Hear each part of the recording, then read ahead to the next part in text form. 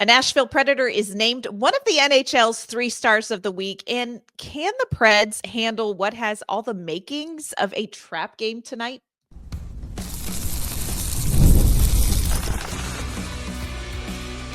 You're Locked On Predators, your daily podcast on the Nashville Predators, part of the Locked On Podcast Network, your team every day. Happy game day, everyone. Welcome to the Locked On Predators podcast. Thanks so much for making us your first listen of the day. We are a part of the Locked On Podcast Network, your team every day.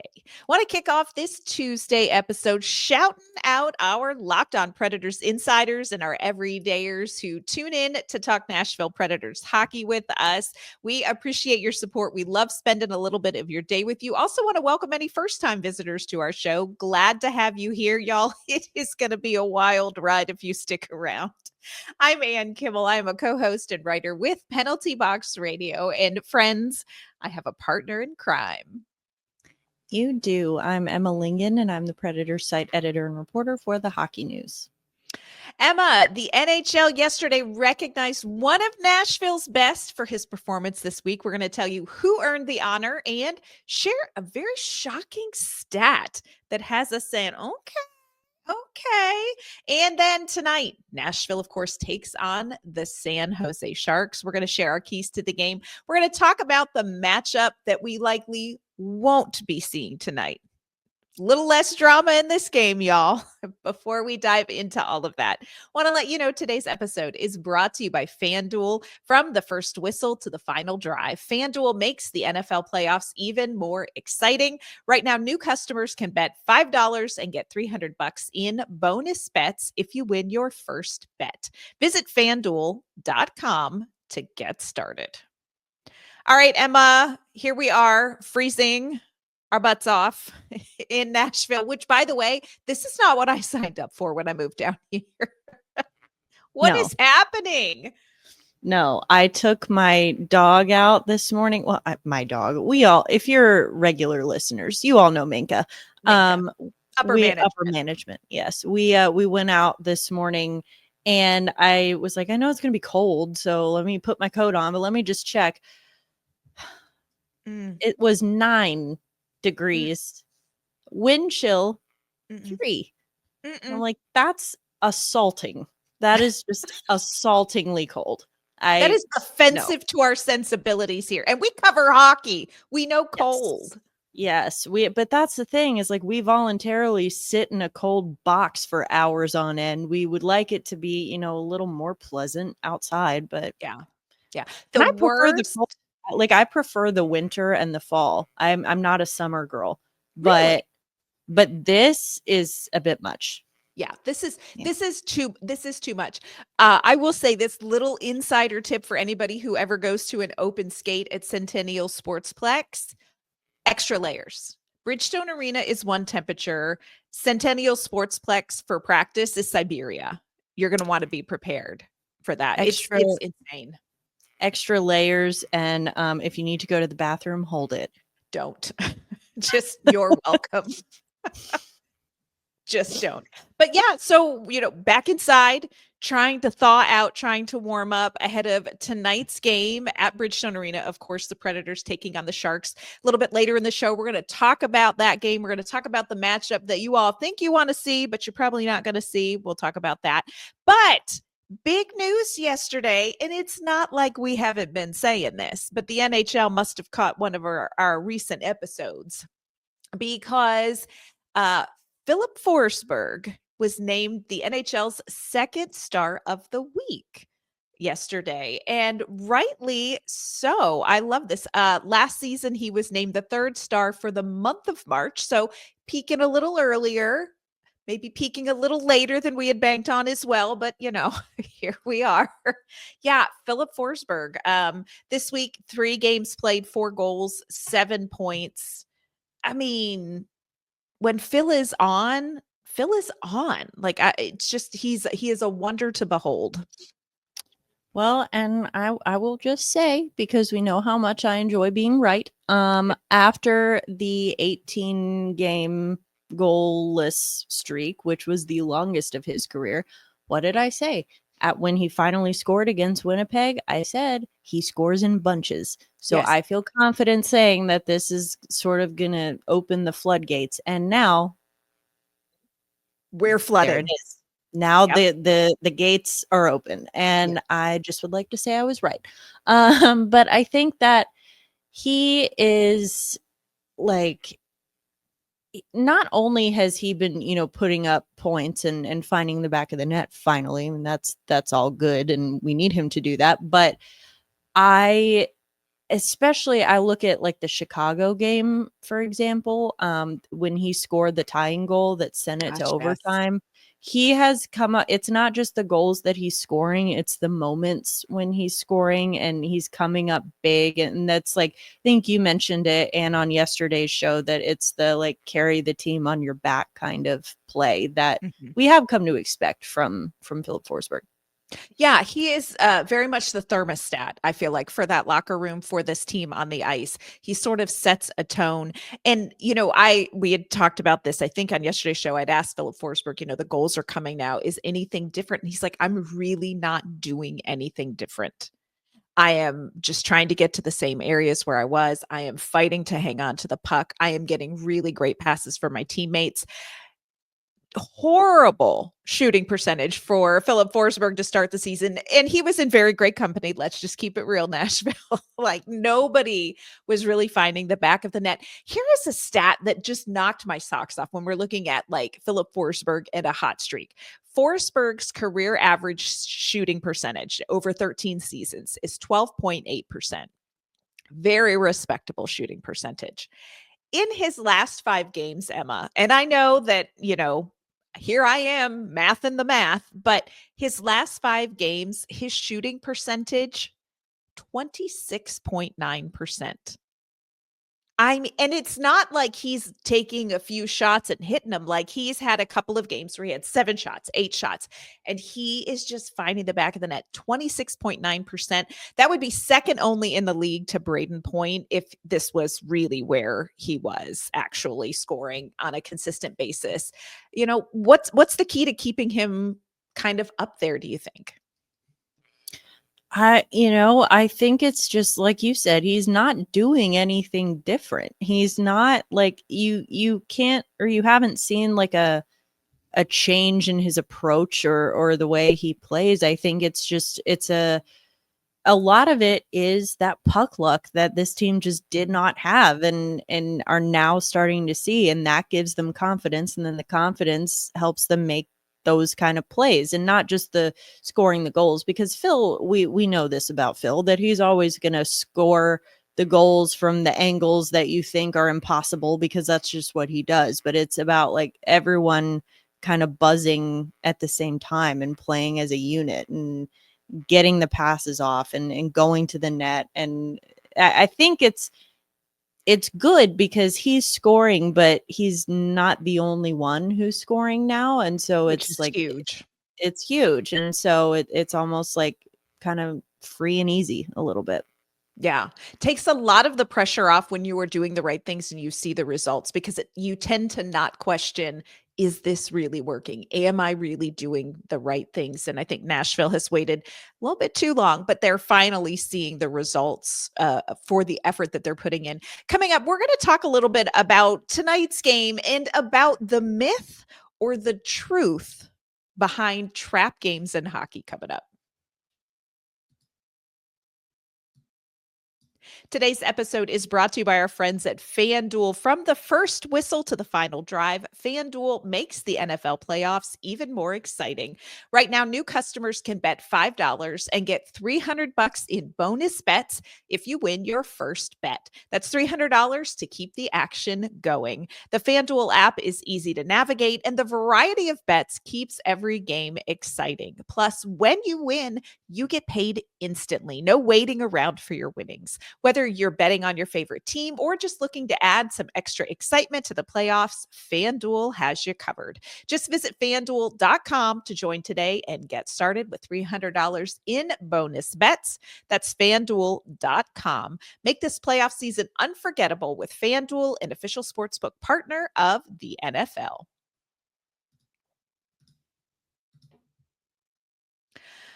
All right, Emma, we talked on yesterday's show about, is this a turning point for Nashville? Can they turn these 3 wins into a streak, into a run?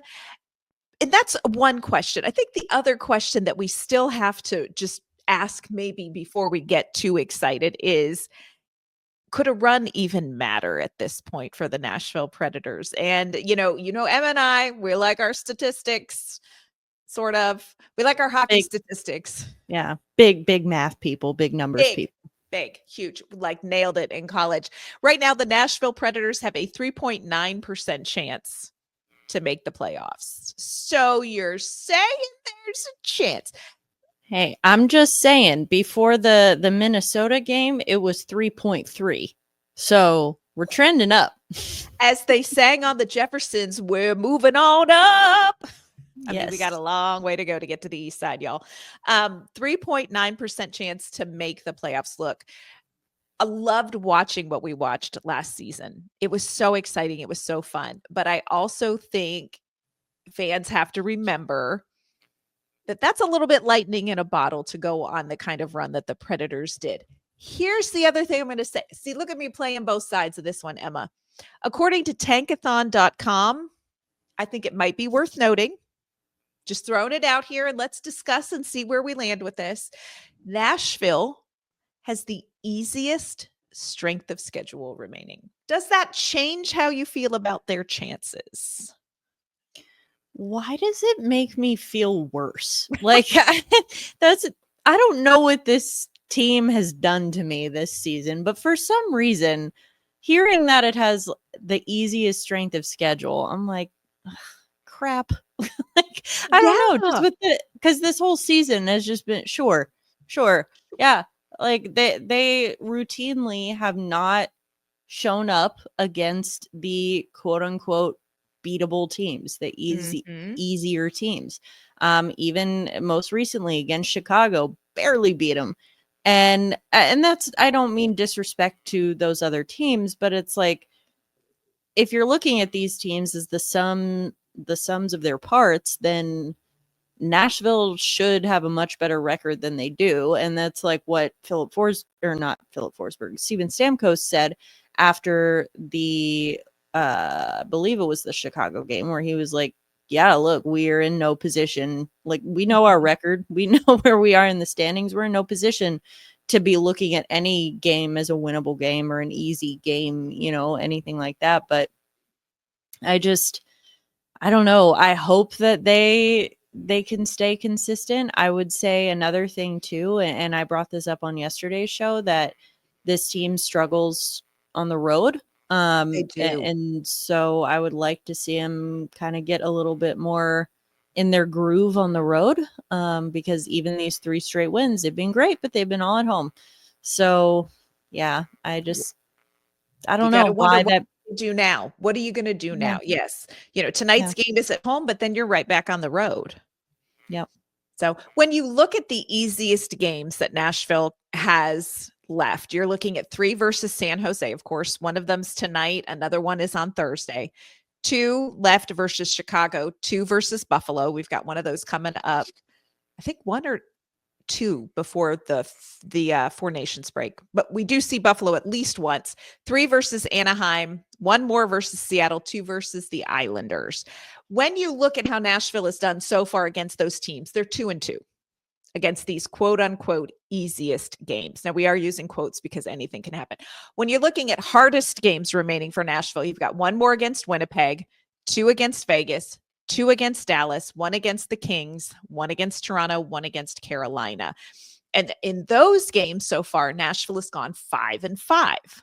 So we don't really who are you? And what are you doing to our mental health? Yeah, nothing makes sense. Nothing makes sense. Welcome to Nashville Predators hockey. Nothing makes sense here. We thought we knew on July 2nd and 3rd. Like, we had an idea. That is not unfolded. That is not unfolded, y'all. We even said we were among those who were being more cautious, saying now let's be patient with this team. That's probably not going to get off to a rip roaring start, and let's just, kind of give them a minute because of what happened with the team last year, how long it took them. And even you and I didn't think it would take this long. I was thinking, I thought by like end of November at the very latest, I thought like, all right, we'll be fine. Not so fine, y'all. In case you're new to Locked On Predators, not so fine. We can't even really confirm or deny what are in our drinks as we drink on the podcast. That's what this season has been like. Well, it's just like we can't confirm or deny what the hell this team is. Like, it seems like we know we're on a winning streak now of 3 whole games, but they've done this before. And that's why I've said this last week, but I'm done making sweeping statements about this team about like, yes, this is it. This is the turning point.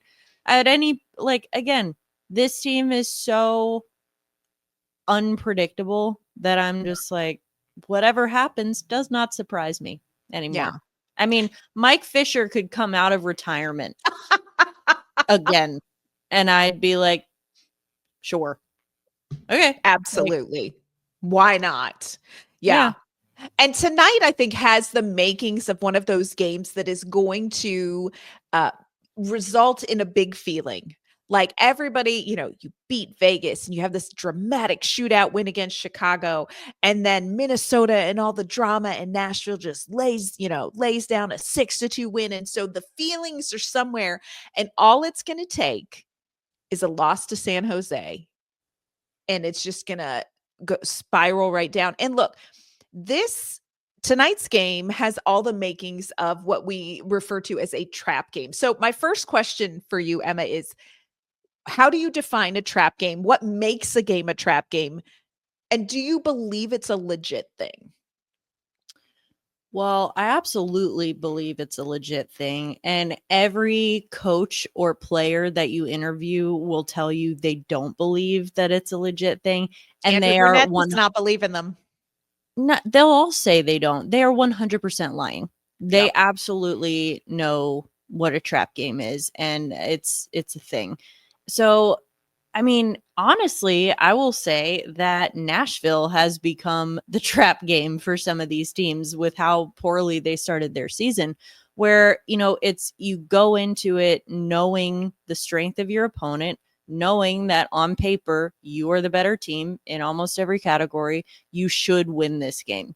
Mm-hmm. And then you don't, or then you don't win as easily or as handily as you should based on the numbers. And again, these are all professional athletes, so I don't mean to imply that they are consciously taking their foot off the gas in these games, but I think it's just subconscious. You know, it's human nature. I think that you just kind of like, all right, well, let me not just like, I don't know, like when I danced through into college, and I remember like sometimes when we would have show days on a Saturday, we would have a matinee and an evening show. And usually when they would video, they would record the show. They would only record the night show. Yes. And I knew that. And I wasn't like, all right, let me go half-ass this matinee right now. But it's like subconsciously you're kind of saving your best stuff a little bit because you're like, okay, the later one is going to be on camera. So like, I want to save for that one. And if you're Nashville and you're like playing Chicago and you know that you've got Minnesota coming up next, it's like, well, let's focus more of our energy on that. Again, I don't think any of them are consciously saying that. They're not in the locker room like, hey guys, let's all take a breather here. Like, let's go out and play at 50%. But I think Ryan O'Reilly would never allow that, nor would Steven Stamkos. No. No. So they're not consciously doing it, but that is the nature of the trap game. Is like you kind of fall victim to human nature there a little bit. And I think that especially for Nashville being as low in the standings as they are, any of the very few teams who are below them in said standings, i.e. Chicago, San Jose. By definition, that's a trap game. And then you look at the flip side of it for when Nashville beats teams like Vegas, LA, Minnesota. Minnesota was a little different, but I think like the LA game in particular, like that was back like when Nashville still was playing quite poorly. and Right. and still, and it was right before Christmas, and they still managed to just take it to the Kings. And that was like, oh, Nashville was their trap game. They were like, all right, we got this. So it's like, I think they're real. Every athlete, every coach says they're not. They're lying. They're real, but they don't. What they're not lying about is that, you know, they don't view that as an acceptable approach, an acceptable excuse for anything. So I think that they're absolutely real, and this is one of them. I feel like that too. I feel like this could be one of them. And what I think is so interesting about quote unquote trap games is that it is so much to do with you.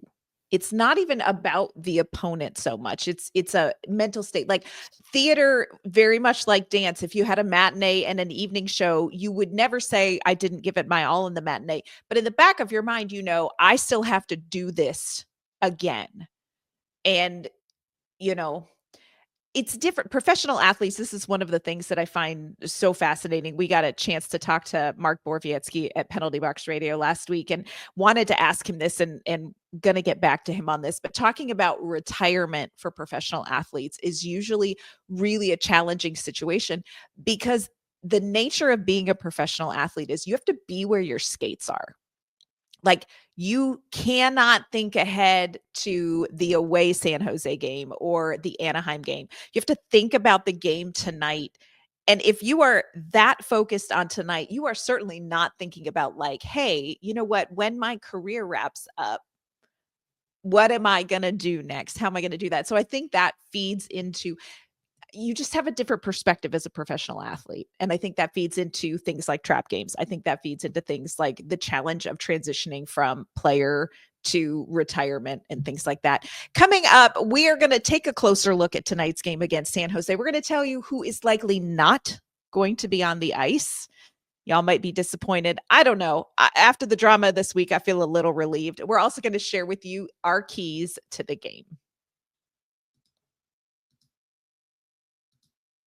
Today's episode is brought to you by our great friends at SelectQuote. In sports, having a winning strategy is everything. It's how the best teams make it to the Super Bowl, the World Series, and the Stanley Cup Finals. The same goes for life. Having a strategy like life insurance from SelectQuote can protect your financial legacy and keep your family's future secure. SelectQuote makes it easy to find the perfect life insurance policy. As one of America's leading insurance brokers with nearly 40 years of experience, they've helped over 2 million customers find $700 billion in coverage since 1985. What sets SelectQuote apart is their personal touch. Unlike other brokers that offer one-size-fits-all policies, their licensed agents tailor coverage to fit your unique needs. If you're in good health, you might even qualify for same-day coverage of up to $5 million, no medical exam required. And it's more affordable than you think. You can get up to $1 million in coverage for as little as $20 a month. Get the right life insurance for you for less at selectquote.com/LockedOnNHL. Go to selectquote.com/LockedOnNHL today to get started. That's selectquote.com/LockedOnNHL. SelectQuote. They shop, you save. All right, Emma, we are looking at the first game against San Jose tonight. They will then travel to San Jose on Thursday to play. Here is what I think everybody wants to know. Not likely we're going to see Yaroslav Askarov in net. He played Monday. They had an early afternoon game in Boston. Yaroslav Askarov was in net. Okay, that was one of those games where if you stepped away from the television, you came back and you're like, what the what? Which is exactly what happened to me. I was not watching it on television, but I was keeping an eye on the score.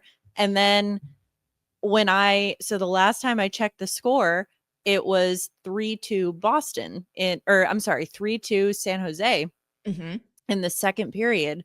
And then I went to work out, and then I came back and the final was 6-3 Boston. I was like, oh, okay. Some things happened. Some things happened. So yeah, they're likely we're going to be seeing a pissed off San Jose Sharks team coming in, not happy with the way that one went. But yes, definitely, well, not definitely, unlikely that we are going to see Yaroslav Askarov start 2 games in a row. Maybe he will. I don't know. But I would say informed speculation is it's more likely we see him in net in San Jose on Thursday. So the Predators will still play against him most likely, but it just won't be tonight. Probably. Yes. Probably not tonight. And he's been good so far. I think he's certainly lived up to his billing. I think he's at the NHL level. He's bounced back and forth a bit, but he's like 3-3-2. He's got, I think, a 913 or 917 save percentage. He's got like 2.3 something goals against. And I'm sorry, I'm doing that off the top of my head, so those might not be exact. But point is, he is, been more or less what he has been advertised to be. So that's, I'm sure going to make a lot of Nashville Predators fans have very normal and rational reactions to that. But who else has been really good? UC Saros. And who else has been really good? Justus Saarinen. The end. Yep. Yes, that's right. Interestingly, if we don't see Yaroslav Askarov, probably we'll see Georgiev in net, which this was the whole thing where Colorado just said, you know what we're going to do? Redo the goaltending situation. And Alexander Georgiev ended up with San Jose. Rough season for him, 880 save percentage, 3.45 goals against allowed for Georgiev. But if you look at his game since joining San Jose, he has slowly started to improve. His last 5 games, he has a 905 save percentage. Now, the Sharks went 1-4 in those starts, but he's getting more comfortable as well. So I think that's something to keep an eye on too, even though we won't see Yaroslav Askarov. And it's crazy because he is playing with a, on paper, worse team in front of him than he had in Colorado. Yeah. But I think the goaltending is a big thing. Like you said, if you're going up against a goaltender with a save percentage in the 8s, you really have no excuse. Also, the fact that if you look at San Jose's last 5 games, they're 1-4. Nashville, meanwhile, is 3-2 in their last 5, but San Jose is 1-4. In the 4 that they lost, each one of them, they only scored 1 goal. So it was 4-1 to the Islanders, 4-1 to Columbus, 3-1 to Minnesota, 2-1 to Utah. So what I'm seeing is that this is a team that has struggled to find the back of the net, at least in the last 5 games. So perhaps we take advantage of that and we don't take a step back defensively, which has kind of been an issue for the team this year. Well, in much of the first half, everything was an issue. But I mean, even if everything had gone according to plan for Nashville, the goal scoring and the offense wasn't expected to be the problem. What was expected to maybe be an area of shortcoming was the defense. So there is no excuse here. Now, I will say, crazy outlier. The one game that San Jose did win in their last 5 was against Detroit, 6-3. And but again, when you look at that, just play in the numbers game here. If you look at that, that is very much an outlier, not only in the fact that it was a win, but in the fact that they scored more than 1 goal, much less 6. So I think it's limiting those opportunities for Nashville, or Nashville limiting those opportunities for San Jose is going to be huge. Yeah. And I think this is a game where Nashville can't take their foot off the gas. We saw a really good, consistent 60 minutes against Minnesota. This is where it feels trap game-ish. Because if Nashville gets a lead, we saw it against Boston. San Jose gave up 4 goals in the third period. They don't necessarily have it in the tank to finish strong in San Jose sometimes. But Nashville cannot do the thing where they get a lead and then take their foot off the gas. And in that, you don't want to see it. I don't want to see that. I really don't. And here is the other thing that I will say about San Jose Sharks. If this is a team I love to sneak watch. This is a team I sneak watch. If there's not a Predators game on and the Sharks are playing, that's the game I'm watching. I love watching, you got Macklin Celebrini, you got Will Smith, you've got William Eklund. Yes, you've got Yaroslav Askarov. But it's just kind of, I don't know, there's just a fun, even though they are struggling, there is a fun, spunky energy around San Jose as they take steps forward. And it is fun to watch. It is. It's very different than, again, I mentioned earlier, the two kind of bottom feeders in the league right now being San Jose and Chicago. Two extremely different vibes around those teams. Both entered the season knowing that they probably weren't going to be contending for any Stanley Cups. That we just will be realistic about it. They're we're not a contender this year. But it's San Jose took that as hey, whatever happens, happens. This is house money. We're just chilling with all of our young pieces. And look, it's almost like you're watching them now so that in a few years you can say, I remember when. And yes. It's you're seeing the birth of something. And meanwhile, in Chicago, it's oh, we didn't think we were going to be this bad. And so it's because all they have is freaking Connor Bedard, and then they didn't put a good team around him. But that's a whole separate issue. But the point is, yes, San Jose is fun to watch because it's again, there's no expectations. And it's not to say that they're okay with losing. No one's okay. They're professional athletes. They're not okay with losing. But it's more of just I don't know. It's just a very different energy. And it's okay, something's cooking there. There is something cooking in San Jose. Now, it is in a crock pot. It's not in an Instapot. So it's going to take some time. But I really feel like that. I'm there are some interesting vibes when it comes to San Jose when you're looking long term. I will also say this. If Nashville loses tonight against San Jose, we're going to be back on the roller coaster.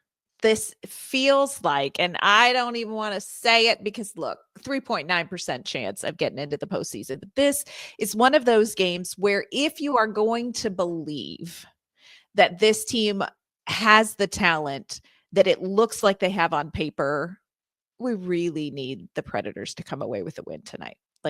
Prove it. Prove it. You proved something against Vegas. You proved something against Minnesota. Prove it against San Jose. And let's see what happens.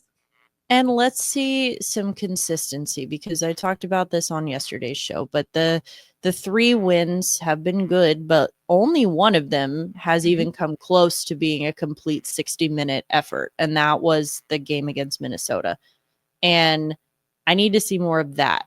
The wins are good. It's a results driven business, right? So of course we need the wins, but some of those wins were a little too interesting, a little more interesting than they should have been. So I think that I will feel better and I'll feel more comfortable about this team knowing that they can put together complete 60-minute efforts and they're not taking a period off or half a period off, whether it's at the beginning or the end, because we've seen all of the above and it's stressful. It's giving us ulcers. We don't like it. Please stop. If Nashville wins this game, but by the skin of their teeth because they took their foot off the gas at some point, that's not going to feel like a win. And that's no disrespect to San Jose. I am saying Nashville, if you want to show that you are a team that is getting it together, you're going to get it together with consistency for 60 minutes, no more. of this Vegas ending, Chicago beginning. No more of that tonight. Well, and I'll tell you, going into the locker room after like the Chicago game, even the Vegas game, it was not as jubilant as you might expect after a win for that exact reason. It was like the vibes were the highest they've been after that Minnesota game because it was the most consistent effort they put together, because they know that they're not going to be able to get away with that, Chicago beginning, Vegas ending crap for the rest of the year. It's not going to work. Yeah. It'll be interesting tonight to see who is in the lineup. Mark Jankowski is listed, I believe, as week to week with an upper body injury. Cole Smith skated yesterday. We will see what happens at morning skate today. So follow along with us on social media. We're going to keep you posted on his status, whether he could or could not return to the lineup as well. So some things to keep an eye on ahead of puck drop tonight. It is at Bridgestone Arena, 7 p.m. puck drop time tonight against the San Jose Sharks. Likely sans Yaroslav Askarov, but still, this is a game that, man, Nashville, just do not toy with our emotions one more time. We've been through enough. And of course, like I said, we are going to be catching up with JD Young. He's the host of Locked On Sharks in between these two games too. So make sure you tune into Locked On Predators this week as we continue to follow the team as they head out west. Before we sign off today, Emma, will you let everyone know where they can find you and your work? You can find me on Twitter and Instagram at Emma_Lingen, and you can find my work at The Hockey News.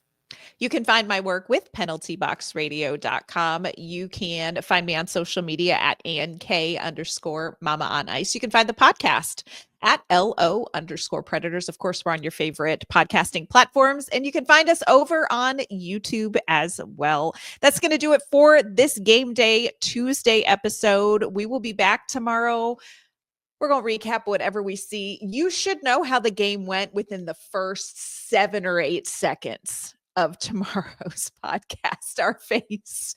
If our mouths haven't said it in 7 or 8 seconds, our faces will. So make sure you tune back in. Hope you guys have a great Tuesday. We'll see you then.